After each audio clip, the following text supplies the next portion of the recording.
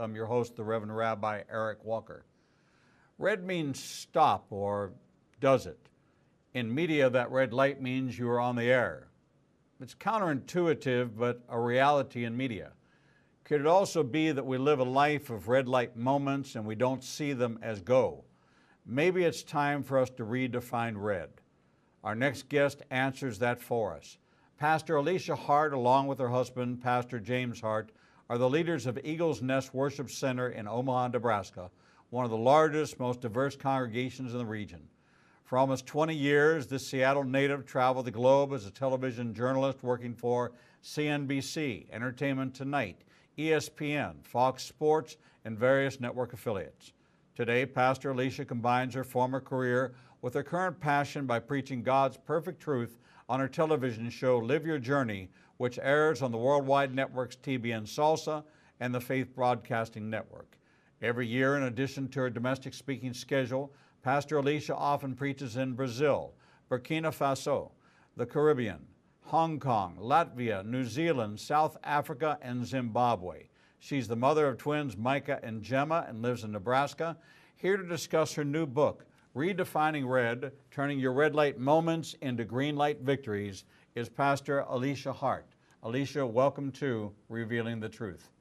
Thank you, Reverend Walker. It's an honor and a privilege to be with you guys today. Well, it's a delight to have you. You're a star in your own right, and people know your face and know your name all over the world for the wonderful work you do. But there was a time when there was a little girl growing up in Seattle. That's right. And her name was Elictia, and not spelled like Alicia that we might expect. And it was because your dad's sense of humor, because your dad's creative style, who imparted to you. But along with this was a parallel foundational building of your character, a foundational building of your faith.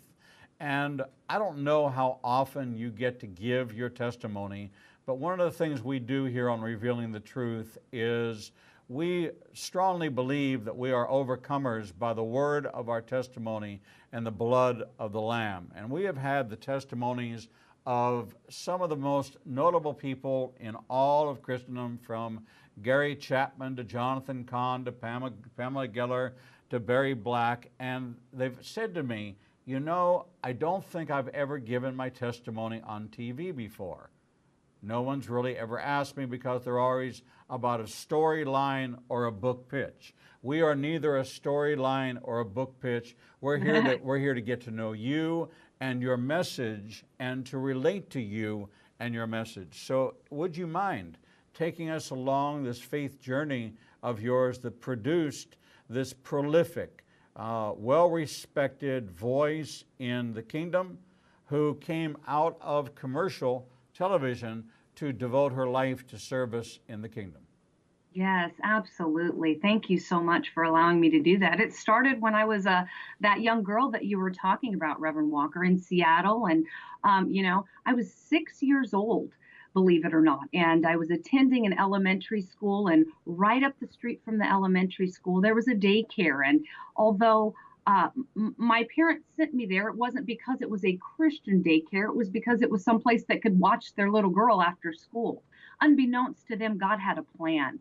And there was one particular day, I can't tell you the day of the week, I can't tell you the date that it was. I do remember I was 6 years old, and I went to that daycare, and they preached the gospel, if you will, in layman's terms for a 6-year-old. And I've told this story, and it's so compelling that, if you will, I'd love to share it with everybody. We were in this room, and they turned all of the lights off. Now, when you have a group of kids, either they're going to get real ruckus or they're going to get real quiet and go, what is going on? And the latter of the two happened. Everybody got really, really quiet, and they took this flashlight and they said, this light is Jesus, and it is the light of the world. And this light wants and desires to live on the inside of you, to shine so brightly everywhere you go. The only thing is, when you're naughty, and again, we were 6, so we understood naughty. When you're naughty, there's something that happens and your light can't shine as bright. And then they took all of these handkerchiefs and one by one, they began to put them on top of the light. And when you lie to your mom and dad, and when you do naughty things at school, and when I don't remember all of them, but pretty soon you couldn't see that light. And we all sat there, and I thought to myself, oh goodness, I don't want to have this really bright light living on the inside of me and unable to shine. And they said, so if you want to ask Jesus to come live in your heart, just come up and pray. And they said, and then when you ask him to forgive you, he absolutely will do that. And they started taking all those handkerchiefs off, and pretty soon your light and his light will shine bright. And of course, that's the gospel 101 for a 6-year-old. And I thought to myself, oh my goodness, I want that light to live inside of me. I went home that night. I said nothing to my parents, but I couldn't wait to get back to daycare. And I made it through school the next day. And I remember running to daycare.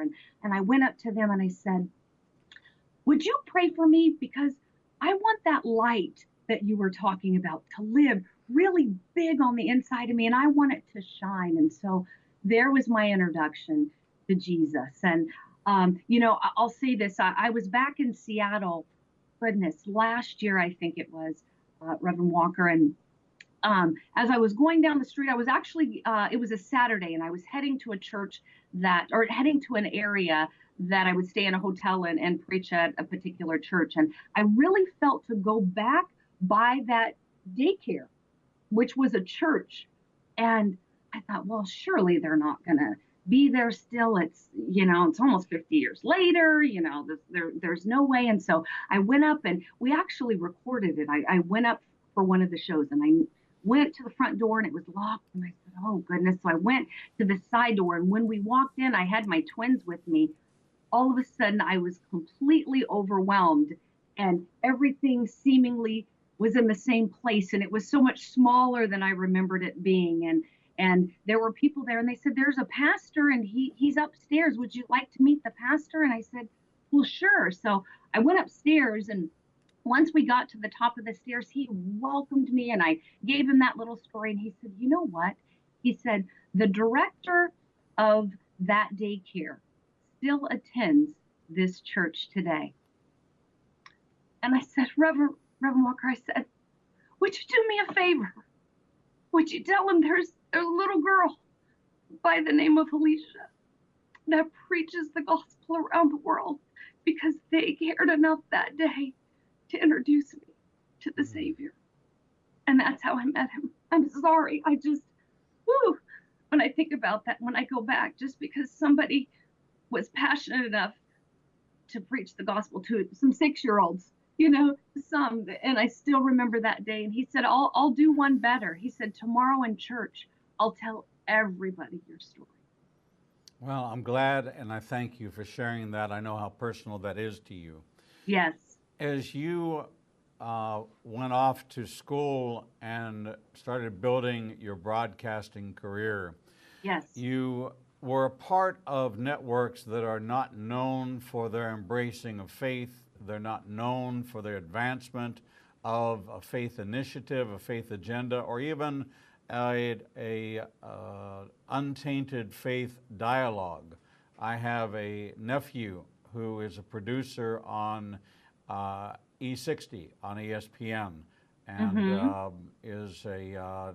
wins a Grammy every year for his production work on that program.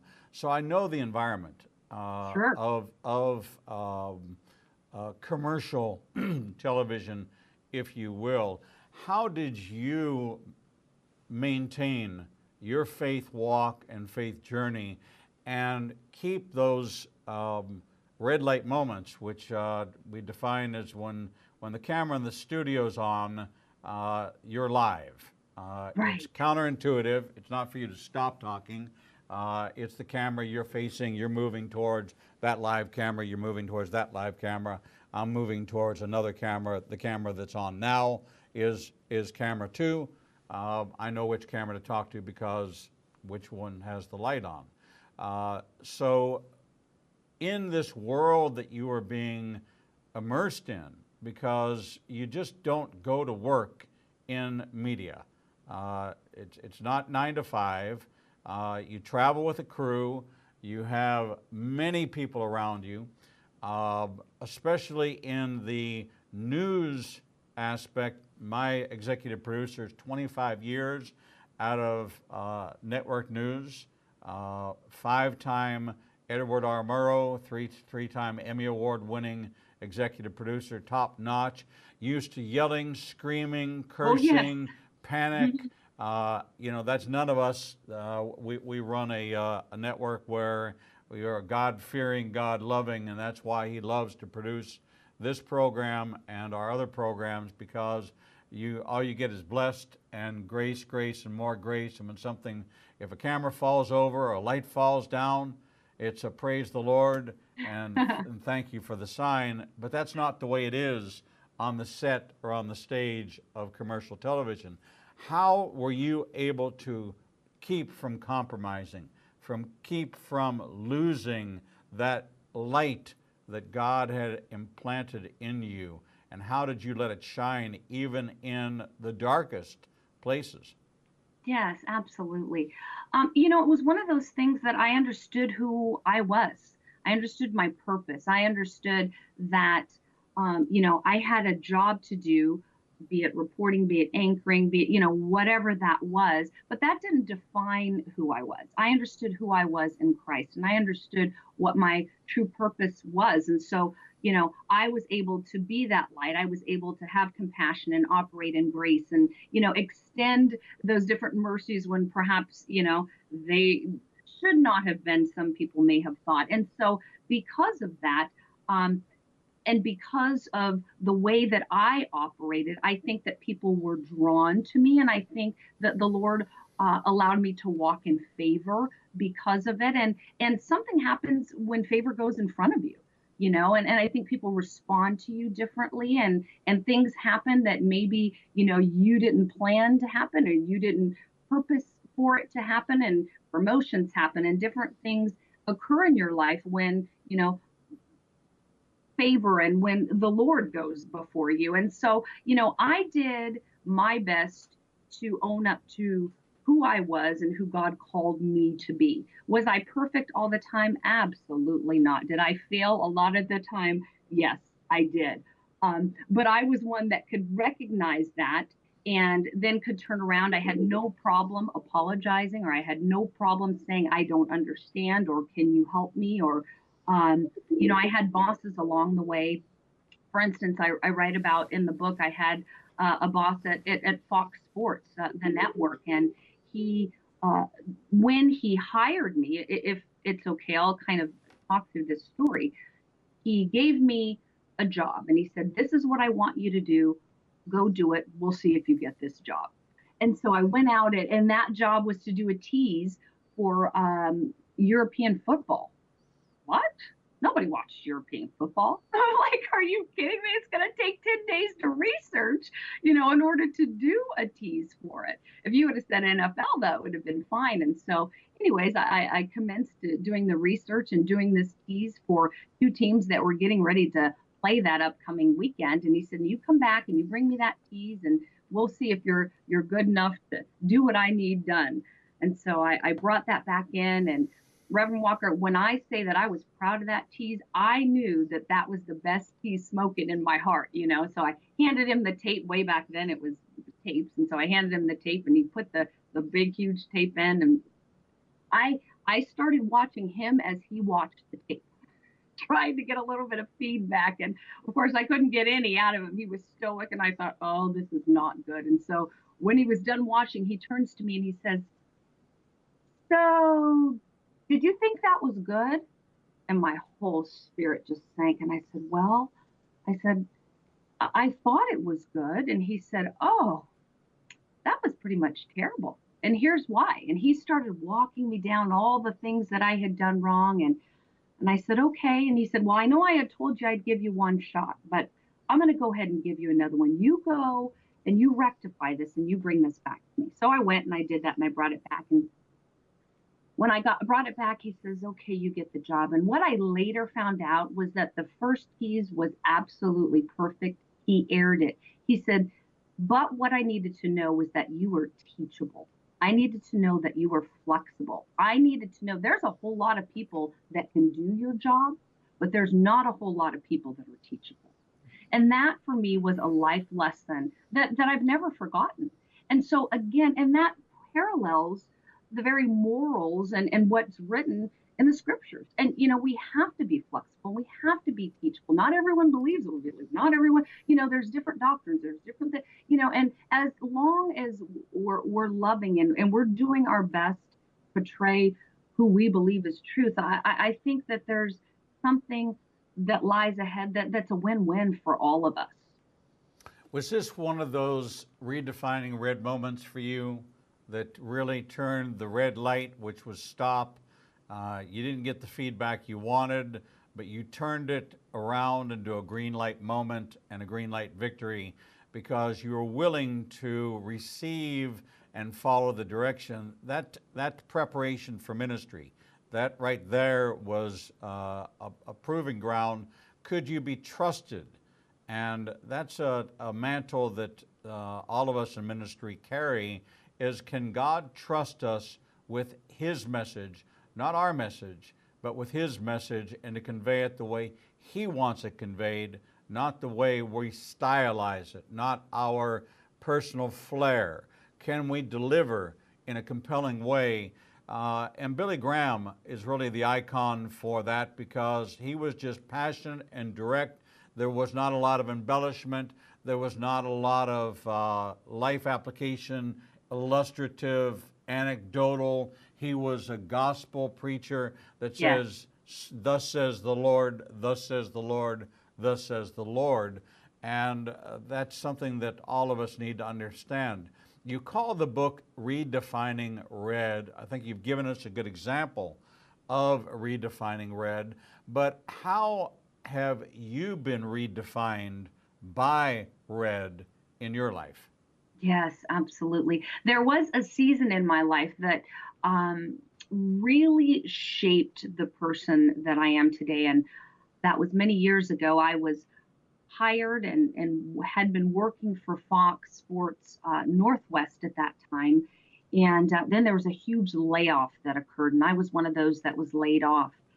And, the first month was fine. Second month, third month, 5, 6 months into that, you're thinking, okay. And as you know, in television, people want people that are working. And so when you're laid off, my agent was saying, oh, this is difficult because everybody wants somebody that's, already working. And we understand that.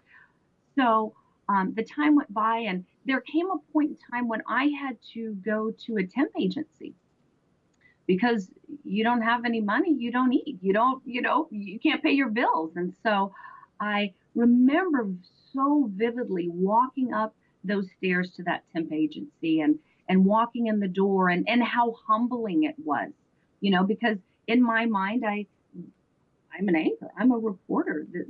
That was the profession, what I did. And here I was walking into this temporary agency. And I remember sitting across from the lady doing the interview, and she says, hello, and it's nice to meet you. And she gets my resume and she looks down at it and she looks up at me and she looks down and she says, ESPN, CNBC, Fox, you do realize we don't have television jobs here, don't you?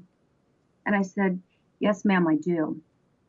And she said, okay, well, that's fine. As long as you know that we have clerical jobs and we have, office jobs. And I said, okay, yes, that's absolutely fine. Whatever you have, that's fine.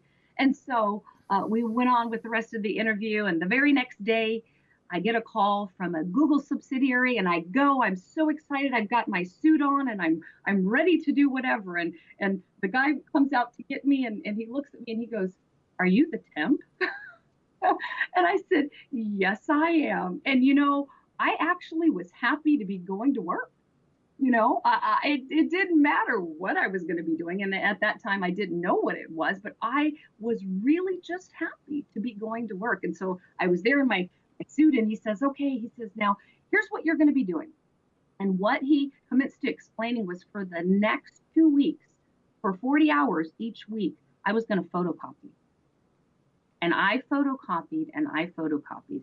Any break or diversion from that was taking a staple out to further photocopy. Literally, that is all I did. And I tell people, I said, you would think in your natural mind that you would probably go crazy doing that. But God graced me for that moment because he wanted to teach me something in that moment. And so, although it was, 40 hours this week and 40 hours the next week, it honestly felt, I told people, it honestly felt like it was an hour. It didn't feel at all like I was. And that's because the Lord was just speaking to me and speaking to me. And one of the things that was really profound was I noticed that no one acknowledged me. No one said a word to me. No one said hello. No one said good morning. If anything, they kind of shunned me. Here I was doing the job that nobody else, in the company was going to do. And so they brought somebody else in to do it. And so he says, you notice how no one's talking to you? And I said, yeah, I really do. And he said, well, do you remember that time when there was that brand new intern at the television station and you didn't acknowledge him? I said, yes, I do remember that. He said, do you remember that time when you fussed at that brand new reporter when you were sitting on set because you didn't have the scripts that you needed? Do you remember that? And I said, yes, I do. And in that 2 weeks time, he began to show me the value of people and that everyone is valuable and everyone has a purpose and everyone is created on purpose with a purpose. And he began to just peel off leaves and layers of ugliness. That's what I called it. It was just, my perception of other people and the things that he needed to free me of in order to take me where he wanted to take me. And so that season was so profound in my life. After that temp job, I was temping at State Farm, answering telephones. And so I did that for 2 more months. And then there came a point in time, how that something is getting ready to happen. That nobody has to tell you. You don't have to get a phone call. You don't have to get an email. You just know that you know. And that's what happened for me. I began to tell everybody, I got a job. I'm so excited. I'm moving. I'm going to start packing. I've got a job. And they were saying, well, that's great. Where'd you go? What TV station or what network? Where is it? And I said, I can't tell you all that. Because the truth was, I honestly didn't know. I said, all I know is that I have a job. And they said, well, how do you know? I said, I just know that I know. The very next week, I had 3 television job offers. And I really felt that the Lord said, good job. Good job. You've learned what I needed you to learn in this season. Now we can do what's next. You became the Joseph that was marinating. You became the Moses that was marinating. God was using this time out season to refine you, to develop you, and to redefine red for you, because at this point, red meant one thing, but now it meant stop. And in this season of stop, which was the real red, not the red on the camera, stop and reflect and look within. And if you can then be cleansed and be humble and be teachable as you were with that European football video, be faithful and be teachable, then God can take you and trust you with much more. We're talking with Elictia Hart, author of the newly released book, Redefining Red, turning your red light moments into green light victories. She has some amazing stories about meeting Walter Cronkite, Kobe Bryant, Halle Berry, and some of these stories are encouraging, uplifting, and help us redefine red. So when we come back, I'm going to ask you about Kobe Bryant at the Lakers practice facility and to tell us a little bit more about that. When we return from our break, we'll be with Elictia Hart. We'll be right back. Shalom, I'm the Reverend Rabbi Eric Walker, and I've got a question for you. What do you think they're doing with your DNA? Oh, that 23andMe kit that you sent off, and you got back that report that told you you were Irish, you were French, you were Jewish? Wonder who's interested in that information. It's not like you've sent it off to a database with millions of other people and they can steal your identity, and who would really be interested in that information other than you? Well, maybe your friends and family, but there's one Yes, one who is so interested in your DNA that it would be something that would make you afraid. And that is Satan himself. Why would Satan be interested in your DNA? Because there is a Y chromosome marker that determines whether or not you are in the line of Aaron. That's right, the biblical line of Aaron the priest. That's because if the priesthood comes back and the high priest takes his role as the head of the Sanhedrin, they will be the ones to call for the return of Jesus. Well, what can they do with your DNA? Well, there are 40-plus countries weaponizing DNA today. And imagine if Satan could weaponize your DNA and use that Y chromosome marker to take out the line of the high priest, then Jesus doesn't come back. That is the plot behind the best-selling book, The Codus, now out in second edition on Kindle, $2.99, also available in paperback. This is a biblical thriller beyond comparison that's going to take you on an incredible journey to understand what they could do with your DNA. I also want to encourage you to visit our website, ignitinganation.com, and click on special offers. There you're going to find the yellow cover of this book, The 7 Laws of Abundant Living, Lessons Learned from the Tree of Life. We're going to take you on a journey in the Garden of Eden to the seed, the ground, all the way out to the fruit that reveals things of the natural that God is trying to reveal supernatural truths. Contained within these pages are 7 laws and 7 lessons within each law. They're going to take you on an incredible journey of understanding about the life you live and the fruit you bear. I want to encourage you to click on that yellow cover. We're going to ask for your email. Now, we won't send you spam because spam is not kosher, but we will send you the first chapter of this book. I want to encourage you to get 7 Laws of Abundant Living, Lessons Learned from the Tree of Life. You can get it on Amazon. You can get it on Barnes & Noble. You can get it Books A Million, wherever great Christian books are sold. Take this journey with me to the Tree of Life in the Garden of Eden and to the Tree of Life we see again at the River of Life. Get your copy today. Shalom, I'm the Reverend Rabbi Eric Walker, and I've got a question for you. What do you think they're doing with your DNA? Oh, you know that 23andMe kit that you sent off and you got back that report that told you you were Irish, you were French, you were Jewish? Wonder who's interested in that information. It's not like you've sent it off to a database with millions of other people and they can steal your identity, and who would really be interested in that information other than you? Well, maybe your friends and family, but there's one, yes, one who is so interested in your DNA that it would be something that would make you afraid. And that is Satan himself. Why would Satan be interested in your DNA? Because there is a Y chromosome marker that determines whether or not you are in the line of Aaron. That's right, the biblical line of Aaron the priest. That's because if the priesthood comes back and the high priest takes his role as the head of the Sanhedrin, they will be the ones to call for the return of Jesus. Well, what can they do with your DNA? Well, there are 40-plus countries weaponizing DNA today. And imagine if Satan could weaponize your DNA and use that Y chromosome marker to take out the line of the high priest, then Jesus doesn't come back.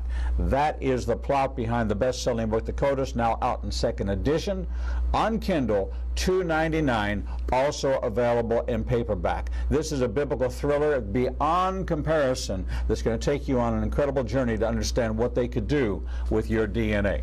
I also want to encourage you to visit our website, ignitinganation.com, and click on special offers. There you're going to find the yellow cover of this book, The 7 Laws of Abundant Living, Lessons Learned from the Tree of Life. We're going to take you on a journey in the Garden of Eden to the seed, the ground, all the way out to the fruit that reveals things of the natural that God is trying to reveal supernatural truths. Contained within these pages are 7 laws and 7 lessons within each law. They're going to take you on an incredible journey of understanding about the life you live and the fruit you bear. I want to encourage you to click on that yellow cover. We're going to ask for your email. Now, we won't send you spam because spam is not kosher, but we will send you the first chapter of this book. I want to encourage you to get 7 Laws of Abundant Living, Lessons Learned from the Tree of Life. You can get it on Amazon. You can get it on Barnes & Noble. You can get it Books A Million, wherever great Christian books are sold. Take this journey with me to the Tree of Life in the Garden of Eden and to the Tree of Life we see again at the River of Life. Get your copy today. Okay, I just did it and the heat went off. Shalom and welcome back to this edition of Revealing the Truth, where we cover the headlines, the heart lines, and biblical truth. I'm your host, the Reverend Rabbi Eric Walker, and we're talking with Elictia Hart, author of the newly released book, Redefining Red, turning your red light moments into green light victories. Elictia, welcome back to the program. Thank you, sir. It's a delight to have you here. You had quite an experience with Kobe Bryant in the Lakers practice facility. Share that story with us, if you would. Yes.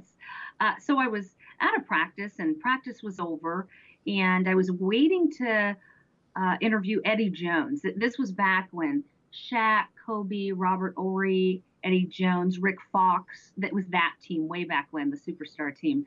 And so I was waiting for Eddie Jones to come out of the locker room, and it was just my photographer and I. And I don't know, 10, 15 minutes after they had went in to shower and change, some of the guys started coming out and saying, all right, we'll meet you here. Okay, dog, and pounds and, all of that. Are you coming? You bringing the, and they were making all of these plans to do whatever they were getting ready to do. And everybody was saying, I'll be a few minutes late. I've got to pick my kids up or, whatever. And so then they all went on their way. And I was still waiting for Eddie. And in 15, 20 minutes, 30 minutes, and I'm thinking, what is Eddie doing? My photographer's like, goodness gracious, he has to be really clean by now. 40 minutes. And all of a sudden we start hearing in the there were 3 courts and they were just cordoned off. And we were in the far end and all the way on the opposite end. So the 3rd court, we started hearing a ball bounce. And then we'd hear bounce, as it was going through the net. And we thought, who is that? So Eddie finally comes out about 50 minutes after practice and we do the interview and it was great. And he goes on his way and I look over to my photographer because the bouncing has continued and it's about an hour and something after practice at this point.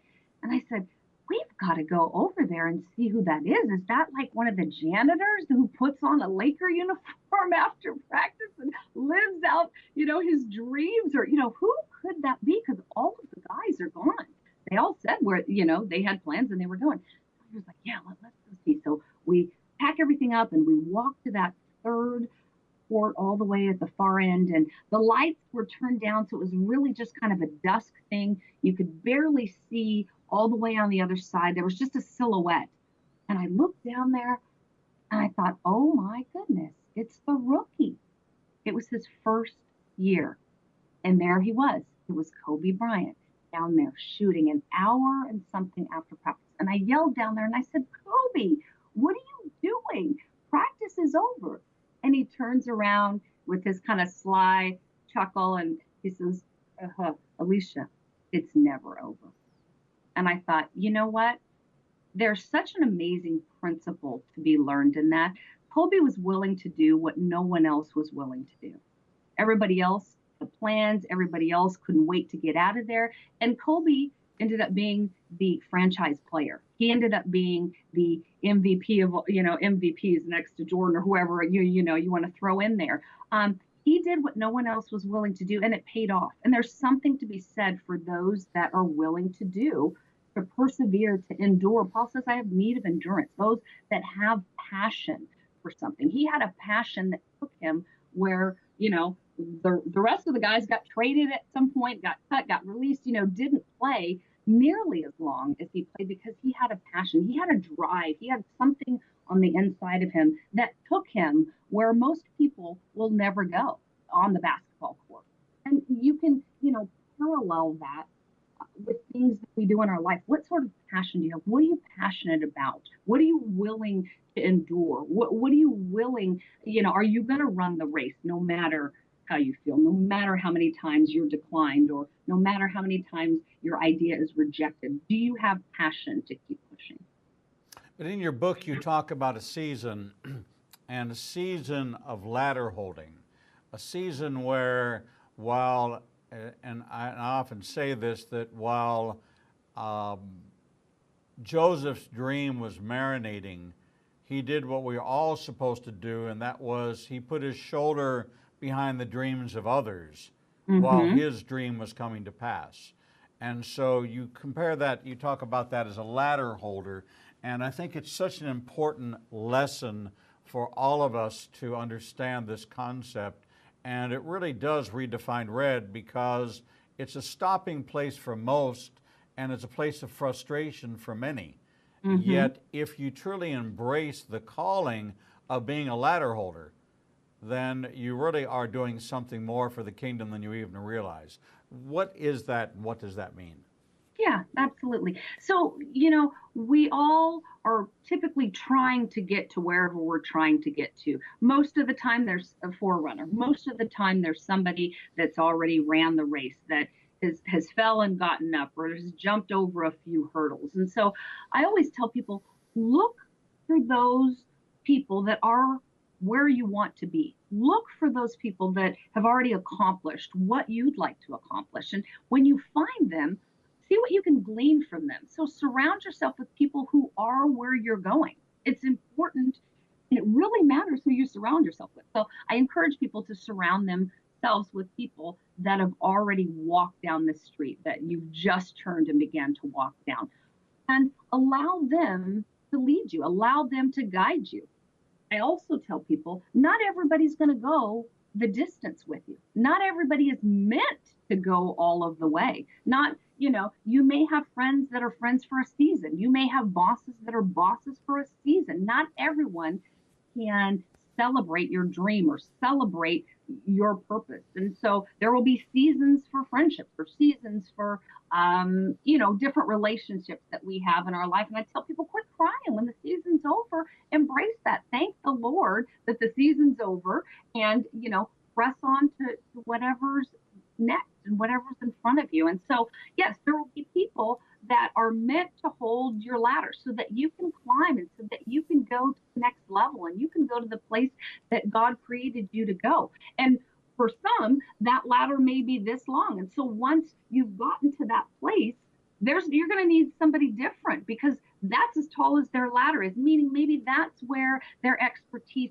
caps off, or maybe that's where their knowledge, kind of plateaus. And so you go to the next person, and not that you kick them and kick their ladder away. You just want to constantly keep growing and keep moving and keep finding a way to get to that place that you've been purposed to be at. In one of your chapters, you have redefining red in times of danger. And I found that to be very interesting in understanding this concept. Walk us through redefining red when you're in danger. Yeah, sure. There's so many seasons in our life that, we can feel like, oh my goodness, this door is closing, or this opportunity has just completely crumbled in front of me. And then, this great big thing right up here called our think tank, where our dreams are harvested and our dreams die. The very same organ that causes anxiety is the same organ that causes, excitement. And oftentimes that the battle really isn't at what's in front of us; it's what we can't see. It's the very thing that we've conjured up in our mind. And so, we can go down a road that we never really needed to be on in the first place. And we'll start to, oh my goodness, I can't believe this is happening. I can't believe this is going on. And at that point in time, doors, that maybe were supposed to open in front of us begin to close, and we can begin to feel isolated. We can begin to feel frustrated. We can just begin to shut down. And then that whole fear and danger element rises up on the inside of us. And if we aren't quick to shut it down, then it can overtake us and overwhelm us. When you were in that season where you were a temp and you finally had that feeling there was a job waiting for you, and that job was waiting for you in Omaha, Nebraska. Mm-hmm. Now, here's this Seattle girl who is in a cosmopolitan city. It is Vancouver's close by. It's a melting pot. It's rainy. It's wet. There's foodies. There's a whole culture within Seattle that is nothing like the Midwest. Yes, that job, I actually went to Alaska. Oh, you went to Alaska from there. Mhm. Okay. Mhm. And Yeah. how did you wind up in Omaha? There were a few jobs, and then that's how I had a few jobs in between. So ultimately, I came to Omaha, and that was the last place that I did the news. When But out of Seattle and out of that season, I went to Alaska, okay. into Anchorage. Yes. Okay. So did that seem like a red light moment for you of leaving Seattle and going to Alaska? No, actually, because I had been away from Seattle so long doing television, coming back was just really refreshing to be able to come home and to be working, at Fox, and that was all great covering the Seahawks. Your hometown girl, and so that was wonderful. I had a phenomenal time doing that. Not at all any sort of red light. In fact, it was very much green. I was happy. It was wonderful. It was glorious. You're at home doing what you love. Can't Right. get much better than that. There you go. So the trip to Omaha, though, you wound up with a local affiliate, Hmm. and we're at Anchor there, Hmm. and we're searching for a church. What did you actually find? Well, I went to a few churches, and when I went in, I knew in my spirit, well, this isn't it. And then, I would go to the next one, and I had pulled out the yellow pages at that point, and I was going down through them, and if they had a website, not everybody had websites at that time, I'd go on and try to see what they said. And so I ended up putting on a call, and I liked what they said. And so I came and attended, and I actually brought somebody from the TV station with me that night. It was a midweek service. And so as soon as I walked in, I knew I am at home. Now, of course, I didn't know how much at home. I just thought, this is great. And so the rest, I suppose, is history. So this is where you met your husband. He was the pastor. Yes, yes, exactly.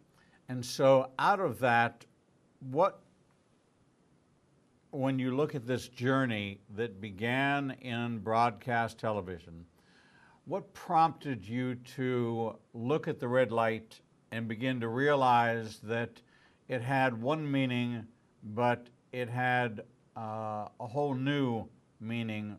When did that occur to you? How did that come to you? And is it now something where it's become a real vision for you to be able to take a look at the characters of the Bible, recognize the red light moments, see when they transitioned them to green light victories, and how God operated?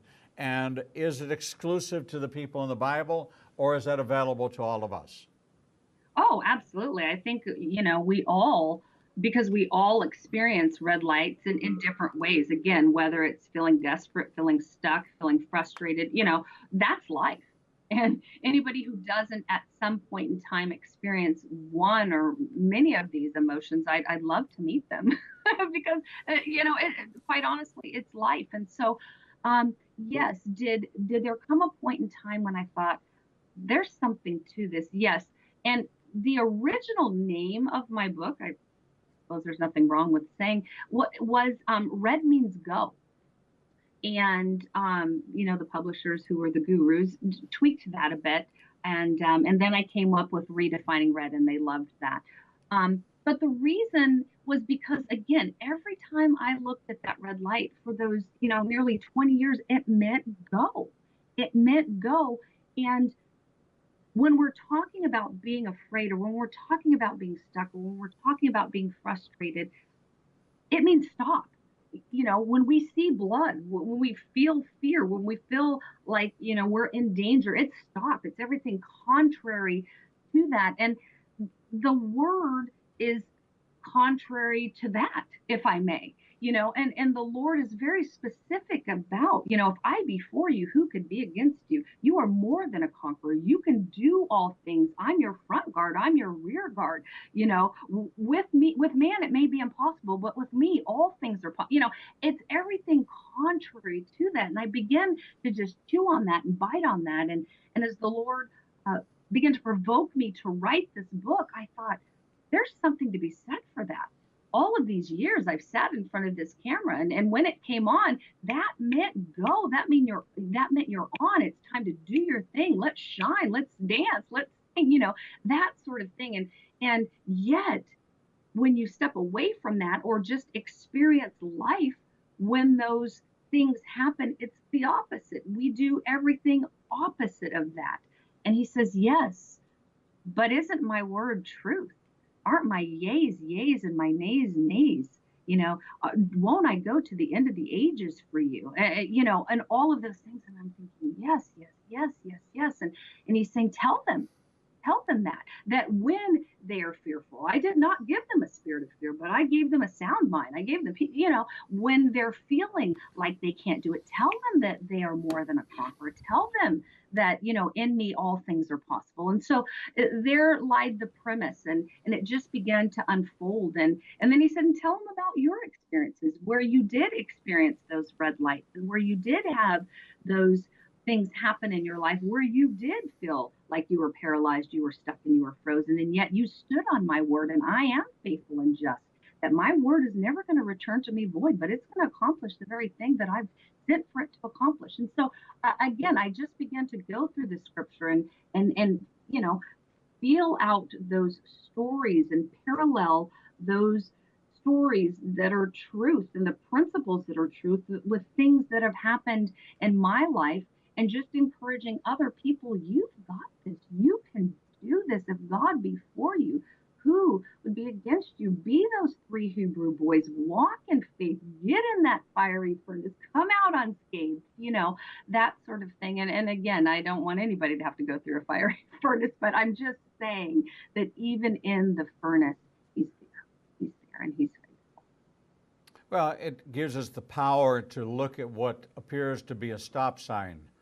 Yes. And ask the Lord what's behind, what does he want me, not how do I get out of this, but what do you want me to get out of this, so that I can then move on to the next, through the green into the next red. We do that when we drive down the road. Yes. If we take the time at the red light to look around, do we happen to notice things, or are we just so focused on the drive? Your ministry takes you around the world, and you've Yes. been to many countries. When you're in those countries, do you share the red light moment message with them? You preach the gospel to them? Do you have any stories which are just really defining stories for you as to why you continue to reach out to the nations, out of Omaha and then to places, New Zealand, Latvia, Hong Kong, the Caribbean, Brazil, South Africa, Zimbabwe? You go there and you bring the gospel message to them. What's your takeaway for them, and what's the takeaway for you? Yes. I love to do the practical and the spiritual. So, I'm that person that's going to take socks and toothbrushes, or, Barbie dolls and puzzles, but I'm also that person that's going to take the truth that will set you free, that very eternal gift. That's the greatest gift I can give anybody. And so for me, that's motivation. If I can give you an eternal gift, if I can give you the best gift smoking, I may not be able to pay every bill that you have and buy you a new car and buy you a new house, but I can give you, I can feed you. The word says, you've done it unto the least of these, you've done it unto me. And so, Father, if you send me, I'll go, I'll tell them all about who you are, and I'll fulfill some sort of practical in that moment need right there. And so, yes, that's my drive. I say all the time, everywhere I go, I'm just here to make Jesus famous.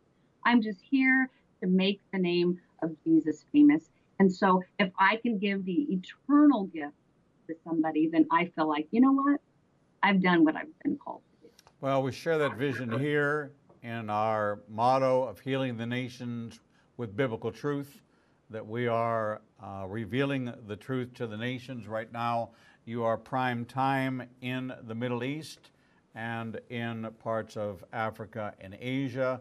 And then we rebroadcast the program 24 hours a day, 7 days a week through our website, so that we hit prime time in every time zone around the world, with a message of God's love for all mankind, and to take the word to the uttermost corners of the earth and to partner with people like yourself and your ministry to give you a voice to a starving people in Pakistan, starving for the Word of God who suffer such persecution, for it to reach Turkey, for it to reach to India, to the 30 million orphans that are being ministered to on the Ganges River. This program is pipelined right into them, and we are delighted to have had this time with you. The book is called Redefining Red, Turning Your Red Light Moments into Green Light Victories. It is a paradigm shift and allows you to see red in a whole new way. Author is Elictia Hart, pastor, television personality, minister of the gospel, one who is radically sold out for God, who found that her red light moments were really green light victories, and she shares those stories with you contained in this newly released book. Elictia Hart, it has been an honor and a blessing to spend this hour with you. May the Lord bless all the works of your hand.